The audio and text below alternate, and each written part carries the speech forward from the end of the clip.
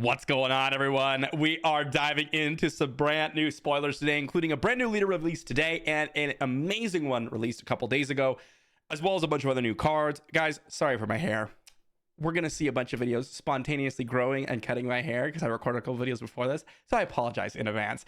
On another note, a big thank you to my patrons, guys. I am working on plans to head to the Galactic Championship, so we're probably going to be doing a patron meetup.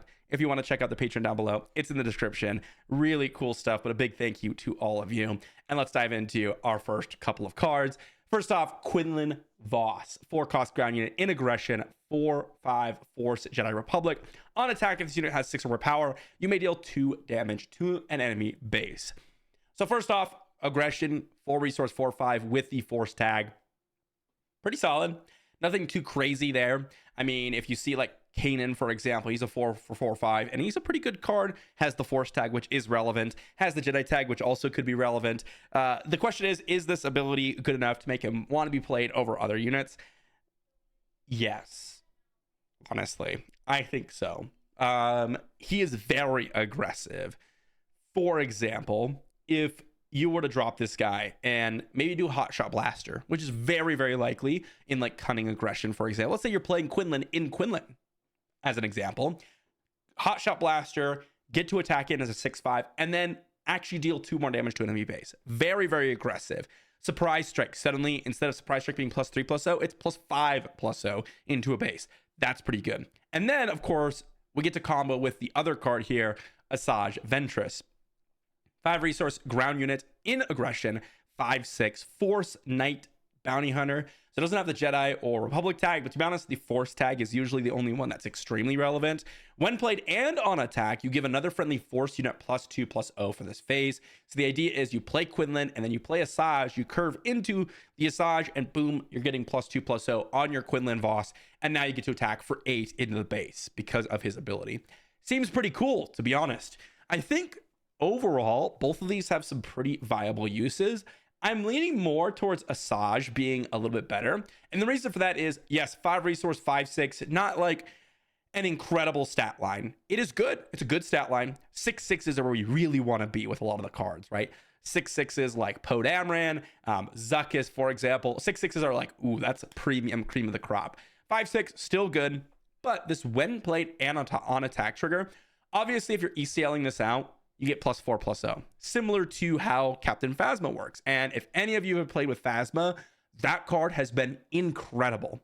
The other thing is every 4 or 5 to deploy Force unit, Force leader, I should say, now has the potential to work really well with Asajj. You just play Asajj and pump up your leader, which you're guaranteed to at least have. Maybe they'll die immediately, but at least you'll have that potential combination. So that's actually really, really exciting. Obviously, curving them into each other, great. Really work well, and I think that can absolutely work. Like, I think if you're going to be playing Asajj, it's possible and potentially likely that you'll want Quinnland, but I think Asajj is a little bit more appealing to me. Some people have said Quinnland's a little bit more appealing, and I could see that if you're not going to go for the full Force synergy. Quinnland does work just in any deck, and that is the advantage of Quinnland. Quinnland, hot shot blaster, surprise strikes, anything that's going to pump them up even just temporarily is going to function really well. So that is an advantage for Quinnland. But then Asajj also has the advantage of there's a lot of leaders that are just Force units that can definitely work well with a +2/+0. So that's also really, really cool. I think both of these actually have some viability in a lot of Premier decks. Next up, we've got the brand new leader released today, Kestis. Guys, really, really cool. I love the artwork for this. I know some people are like, no poncho, no mustache. How could I ever even play Kestis? But I think he looks really cool regardless. One of my favorite actual just portrait arts of the set. He's got his double-bladed lightsaber out and ready to go. We have an action to use the Force, lose the Force token, and an opponent chooses a ready unit they control, and you exhaust that unit. It is Cunning Heroism. So first off, very interesting action ability. You get to use the Force for a very effective use, in my opinion. Being able to exhaust a readied up unit, guaranteed, granted you can't choose it, but at least exhausting any unit can definitely have some very viable options. The only issue is that it does take up an action. We've seen how powerful exhausting things can be with like Jango, but part of the reason that was that it didn't require an action. And it doesn't require any other setup. Jango was just like, I exhaust you for basically free, and you can exhaust multiple things in a single round, right? with a Django flip. Whereas this one, as we'll see with the flip, isn't as viable. And also, you do need the force token. So you need to build a deck around that's going to generate the force token. So that's a pretty big deck building limitation for something that like we've already seen be very strong, but for many other different reasons than Kestis was. So this seems like a decent ability, but not amazing. On the other side, he has a force fringe unit, 4 to deploy, 3/4. And on attack, an opponent chooses a ready unit they control, you exhaust that unit. So first off, 4 resource, 3/4. This is the biggest reason why I don't think Kestis is going to be amazing. We've seen 4 toughness units. That's a big downside. This one is a 3/4, so it's not even like super aggressive. I think a 4 to deploy leader, if you had it at 4 power, you could have something really, really nice there. Sabine Wren, the original one, is basically a 3/5, right? Because she gets 1 damage into the base and you're basically always attacking the base. So we've seen how powerful she can be, but that's with a hyper aggressive deck and with an ability that automatically deals damage, which I think is very, very strong. Kestis, 4 toughness. Big difference between 5 and 4 toughness.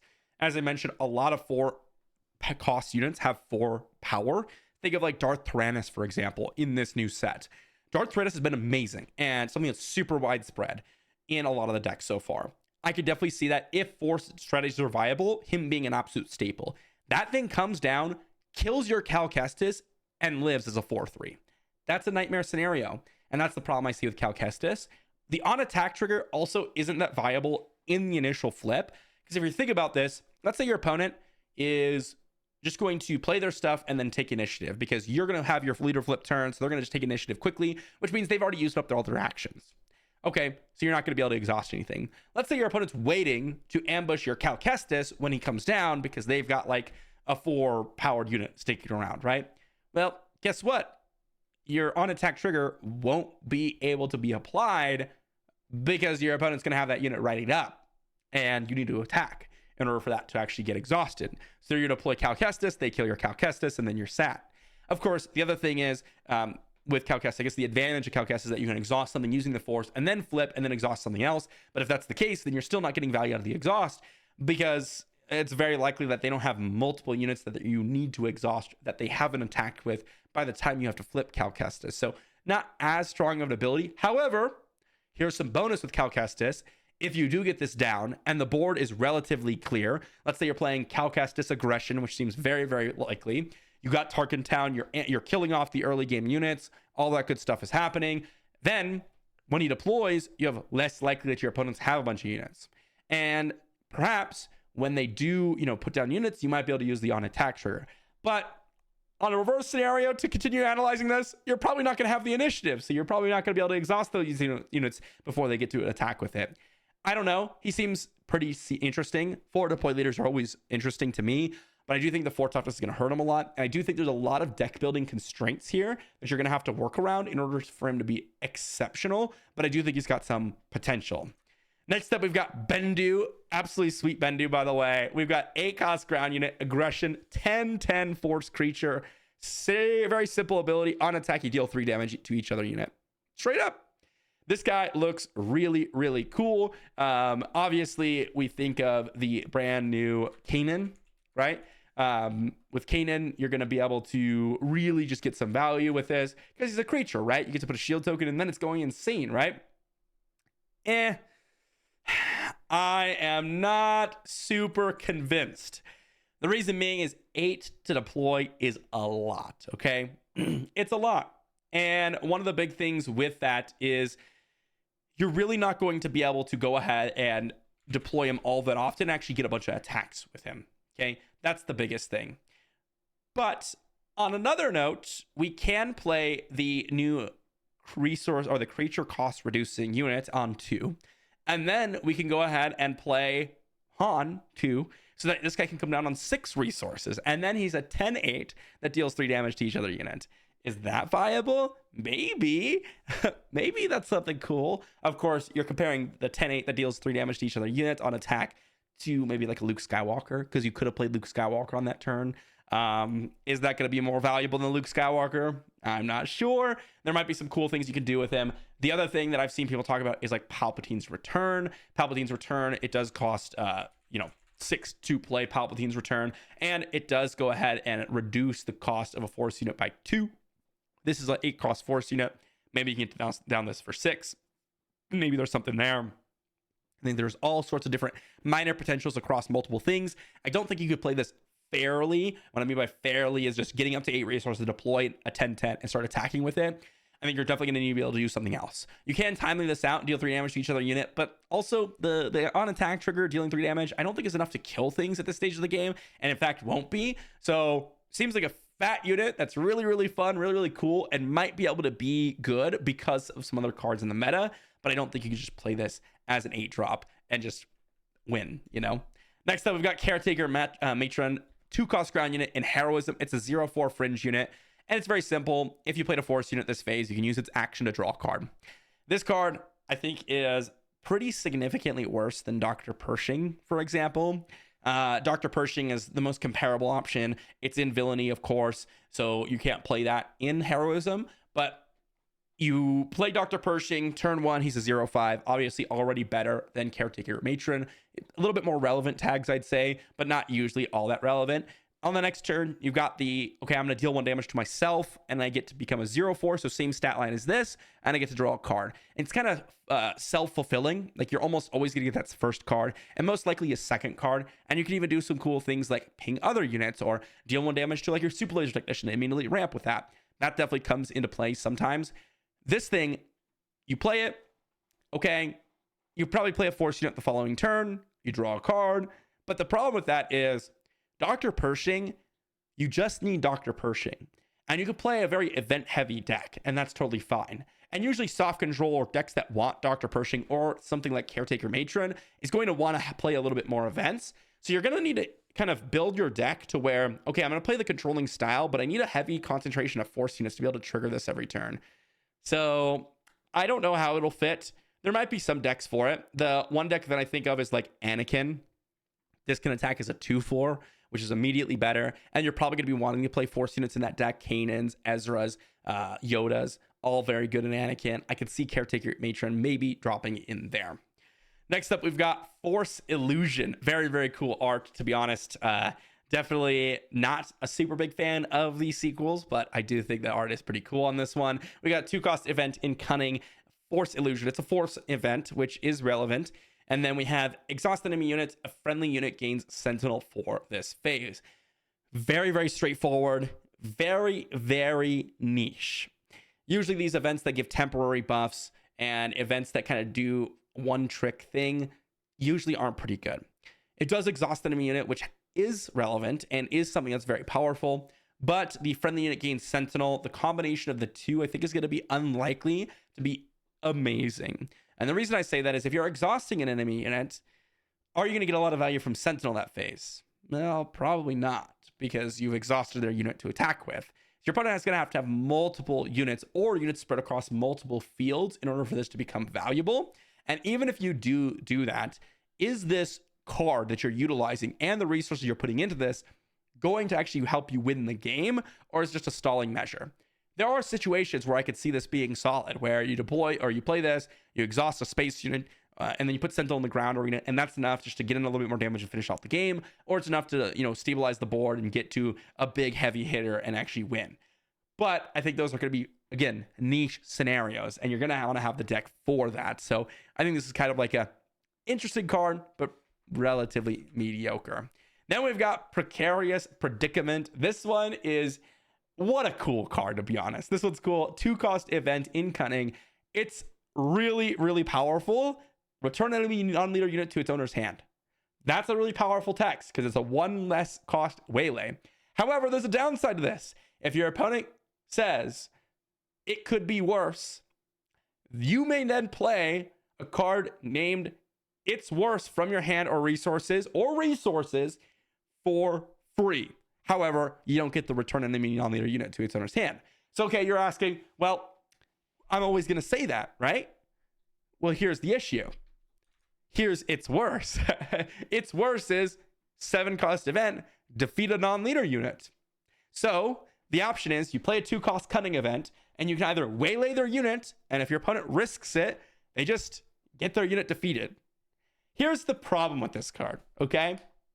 I think 99% of the time, your opponent's going to say it can't get any worse. Because the difference between defeating your unit and bouncing it is actually very minimal in Star Wars Unlimited. The amount of resources that you lose as a result of not being able to have that unit on the board, and the fact that you have to use another full action to deploy that unit back to the board, is usually good enough to just not play that unit again in a lot of scenarios, right? So the difference between bouncing it and defeating it isn't like a crazy difference. Obviously, bouncing it does give you still more options, gives you more cards in hand. So yes, its worse is actually worse for you. But what are the chances that your opponent has one in their hand or in their resource pile? Let me ask you this. If they have its worse, how bad is it for you? So let's bring it back. I'm going to go back to the other card here real quick. If this said, return enemy non-leader unit to its owner's hand, unless its controller says it could be worse. If they do, you may bounce that unit and play a card named its worse from your hand or resource for free. I think that's where it becomes really risky to actually say that. Because, again, the downside is that you just defeat your unit. And if your opponent's playing it from their resources, that's going to be a really big downside because they lose a resource, right? They don't get to replace it from their resource pile. They just go down on resources. So it's not really an early game play if you are playing its worse from your resource pile. So I think it's really interesting, but I don't think it's very good. I think it's definitely a more meme style, and I'm very curious to see what it could do in the meta. Of course, your opponent could just be too scared to say it could be worse, but I don't actually think it's right to say to not say it could be worse in any situation. Again, as I said earlier, defeating a unit, it is what it is. It's not that big of a deal. Of course, maybe in the late game, if you're trying to return like a Luke Skywalker to your opponent's hand, and then you get its worse and they get to defeat it, that might be worse. But like, even then, you could just play its worse. I guess you couldn't have played it for your resource, but you could have played its worse from your hand. I don't know. I think this is very meme. Love the card. I don't think it's very good. But then lastly, we got our other leader from this week, Supreme Leader Snoke. And guys, I've already played against this card quite a bit so far. People have been loving it, and so have I. Command villainy, action, 1 cost. Give an experienced unit to the unit with the most power among friendly units. And he's got the Force First Order official tags.